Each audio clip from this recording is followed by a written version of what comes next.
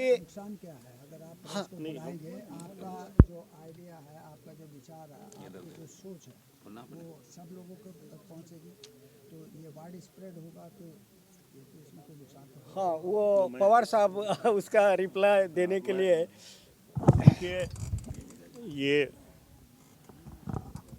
ये नॉर्मल सी प्रोसेस है, चूँकि आप प्रेस में काम करते हैं और आप अपने आप को चौथा स्तंभ कहते हैं। हम नहीं कहते, लोग कहते हैं। वो अलग अलग धारणा है, ये आपकी धारणा है। चौथा स्तंभ भारतीय की जनता है, उसकी जागरूकता है। आप रिप्रेजेंटेटिव हैं उस जागरूकता के। Definitely you are leading to that population की जो विचार हैं उसको लीड करते हैं, इसलिए आप मीडिया होने के नाते आप चौथा स्तंभ हैं, क्योंकि आप उनको रिप्रेजेंट करते हैं। खैर, आपको हम जैसा वाघ साहब ने कहा, हम इसमें विश्वास नहीं करते कि हम पब्लिसिटी करें, लेकिन जैसे आप जिम्मेदार हिस्सा हैं, चौथा स्तंभ हैं, जैसे आपके हिसाब से आपको क्लैरिटी ज़रूर होनी चाहिए। हमारा ये छपता है या नहीं छपता, ये हमारा कंसर्न बिल्कुल नहीं है। आप एक शब्द ना छापें, हमें इससे फ़र्क नहीं पड़ता, ना हमने कभी इसके लिए प्रयास किया। लेकिन आपके जो गलत फहमियाँ हैं, जो आपकी सूचनाएं हैं, जैसे आपने वामन मेश्राम के लिए कहा अभी, तो ये गलत सूचना है। इसकी सूचना की क्लैरिफिकेशन होनी चाहिए, उसके लिए आपको कष्ट दिया। हाँ, बताते ही आपको। ठीक है, मैं बता रहा हूँ आपको, मैं क्लियर करता हूँ सर इसको। 1991 में बीडी बोरकर, वामन मेश्राम, डीके खापर्डे, 3 लोगों ने केंद्रीय कार्यकारिणी से इस्तीफा दिया और ये लिखा कि हम अलग हो रहे हैं और आप फले फूलें, आप विकास करें। वामसेप की कार्यकारिणी से इस्तीफा दिया और वो तीनों के तीनों बाद में चूँकि एम्प्लॉय भी नहीं थे, तो वो क्वालिफाई, मतलब उनमें से बोरकर करते थे, बीडी बोरकर क्वालिफाई करते थे क्यों एक्साइज में थे, उसमें कौन सा विभाग था, कस्टम में थे। लेकिन वामन मेश्राम तो एम्प्लॉई नहीं थे और डीके खापर्डे जी को वेतन दे दिया गया था, उन्होंने भी नौकरी छोड़ दी थी। वो दोनों के दोनों भी क्वालिफाई नहीं करते थे वामसेप का मेंबर होने के लिए, रेस्ट तो छोड़िए।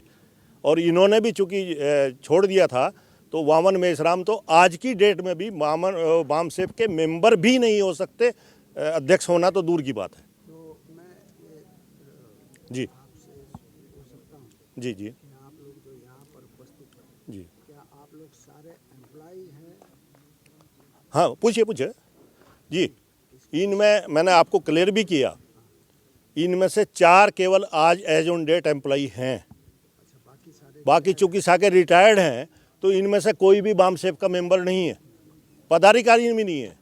वो 4 जो सेवा में हैं, उनमें से ही 2 पदाधिकारी हैं।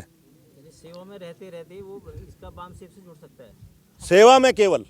और यही नहीं, रजिस्ट्रार सोसाइटीज़ एक्ट के साथ हम रजिस्टर्ड हैं। हमने अपनी नियमावली में ये भी बना दिया आगे कि जो सेल्फ एम्प्लॉयड है वो भी एम्प्लॉयड नहीं है, क्योंकि नियंत्रण रखना बहुत ज़रूरी है समाज के, मतलब उसके इस अंग पे। राजनीति की तरफ दौड़ता है आदमी, वो अनसन यूज़ करता है, मिस यूज़ करता है। तो मैं समझता हूँ जी कि आप लोगों की चिंता ये है कि वामसेप के जो इतने धड़े बन गए हैं, 26 टुकड़ों में जी ये प्रोग्रेस नहीं कर पा रहा है वामसेप, तो उसको इकट्ठा करना, उनको संगठित करना और इस संगठन को आगे बढ़ाना, शायद ये आपकी चिंताओं में है और इसीलिए आप यहाँ इकट्ठा हो गए। चिंता तो ज़रूर है साहब, क्योंकि सबने जीवन लगाया है। 1973 से ज़्यादातर लोग वर्क कर रहे थे, कुछ बाद में आए, लेकिन ज़्यादातर वो लोग हैं जिन्होंने मतलब अपने जीवन के 50 साल दिए। ये चिंता तो ज़रूर है कि सही रास्ते पर जाए, लेकिन जहाँ तक धड़ों की बात है, धड़ा कोई नहीं है, क्योंकि हम रजिस्ट्रार सोसाइटीज़ एक्ट से रजिस्टर्ड हैं और उनके यहाँ हमारा इलेक्शन, हमारा हर साल का खर्चा ऑडिटेड होकर के जमा होता है। आप असली वामसेप हैं? असली कह लें या जो भी है, वो तो आपका निर्धारण काम है, चूँकि आप प्रेस से हैं, ये तो आपका निर्धारण करना काम है असली है। हम उनको भी नहीं रोकते। नहीं, ऐसा है जी, वामसेप का जो सदस्य है वो एम्प्लॉई ही हो सकता है, पहली चीज़। और इसलिए मैं 2002 में रिटायर हो गया तो 2002 में मैं बामसेफ का सदस्य नहीं बन सकता था, प्रेसिडेंट कैसे रह सकता है। इसलिए मैं रिजाइन कर वो अपनी सेंट्रल एग्जीक्यूटिव कमेटी को दे दिया, भाई अभी आप अपना प्रेसिडेंट खुद चुनो। और खुद चुनने के लिए उधर काफ़ी देर मेरे पर स्ट्रेस रहा कि आप अपना जो है प्रेसिडेंट अपनी जगह पर जाने वाला वो आप निर्धारित करो। तो उसके लिए फिर उधर सेंट्रल एग्जीक्यूटिव कमेटी में ही जो शेषराज सिंह पवार को हमने नॉमिनेट किया कि अब इसके बाद से मैं 2002 में प्रेसिडेंट बना, 2009 में मैं रिटायर्ड हो गया, तो 2009 में मैंने अध्यक्ष पद छोड़ दिया। अब कौन है? अभी एज ऑन डेट हमारे चूंकि एक बीच में बेचर भाई राठौड़ भी रहे हैं, उसके बाद अतरवीर सिंह हैं यही, 4 लोग जो हैं तो ये आप ही के बगल में ये हैं ये हैं। कुमार साहब सोशल मीडिया से लेकर लाखों जो वीडियोस और कार्यक्रम देखते हैं, सिर्फ वामन मेश्राम के देखते हैं। आपको तो हमने कहीं दिखाई नहीं दिया। आप हाँ, ये जी बिल्कुल ठीक है। हम भी लगातार फील्ड में हैं, वो जी हमने कहीं देखिए आपको नहीं देखा। देखिए साहब एक मिनट मैं ही देता हूँ जवाब, मेरे से पूछा है वकील साहब।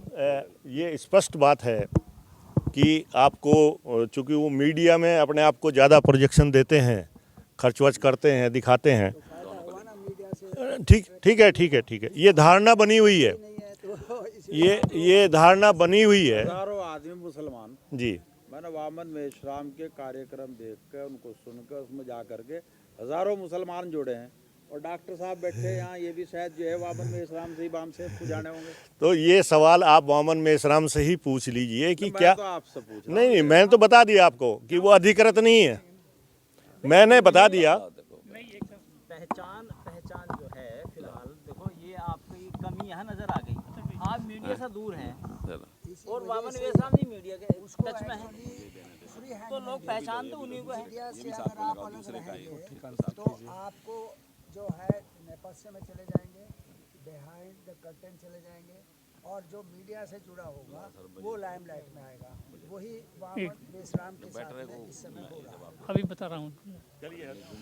अभी बामसेफ का अगर आप एब्रीवेटिव फार्म देखिए तो उसकी फुल फार्म होती है backward means SC ST and OBC and minority community employees federation.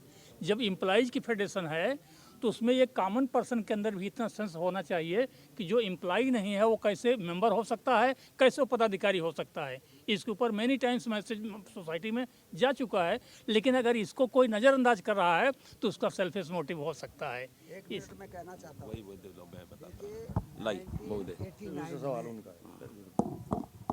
जो है मान्यवर काशीराम स्वयं मेरे घर आए और मुझे सहारनपुर के बामसेफ का वो प्रेसिडेंट बनाना चाहते हैं, लेकिन मैंने उनको बताया कि भाई मैं एम्प्लॉय नहीं हूँ, पहले था मैं I was in army actually, then afterwards I started journalism. तो अब और मैं किसी और दूसरी समस्या में भी था और इशूज़ थे, तो फिर मैंने उनको हाथ जोड़ के नमस्ते किया कि जी मैं नहीं कर पाऊँगा, किसी और को आप बना दें। तो जब एम्प्लॉय ही रह सकता है, हाउ डिड दैट मान्यवर Kashiram came to my office and 1984 बताना पड़ेगा। suggested for me that you become a president of this district. जिससे पूछना चाहते हैं उससे पूछिए। वो हर आदमी दे देगा, हर आदमी रिप्लाई देगा। आप बताइए, कोई बात नहीं। वो आपने बेसिक क्वेश्चन पूछ लिया तो बेसिक जो थे वही बताएंगे ना। ये भी पकड़ लीजिए, निकाई है। अच्छा। जे आपका प्रश्न क्या है अभी करो। प्रश्न ये है कि आपने फुल फॉर्म बताया, समझे कि नहीं? हाँ हाँ। उसमें एम्प्लॉय होना जरूरी है। तो बहुत से लोग जो एम्प्लॉय नहीं है लेकिन वो भी बामसेफ में शामिल हैं, अधिकार है अर्जन कर। और मैं ये बता रहा हूँ कि 1989 में खुद मान्यवर काशीराम मेरे घर पर आए थे और मुझे कहा था कि आप यहाँ की जो है यूनिट है इसके आप हेड हो जाए और इसको चलाएं। लेकिन मैं चूँकि एम्प्लॉय नहीं था उस समय, I had retired from army और मैंने पत्रकारिता शुरू कर दी, तो इस वजह से मैंने उनको आदमी ने कहा कि मैं इसके योग्य नहीं हूँ। जे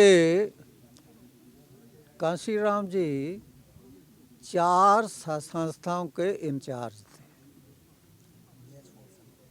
ठीक है ना। DS4 एक ऑर्गेनाइजेशन थी, ठीक है ना। DS4 से पहले बामसेफ थी, और बामसेफ से पहले डिप्रेस्ड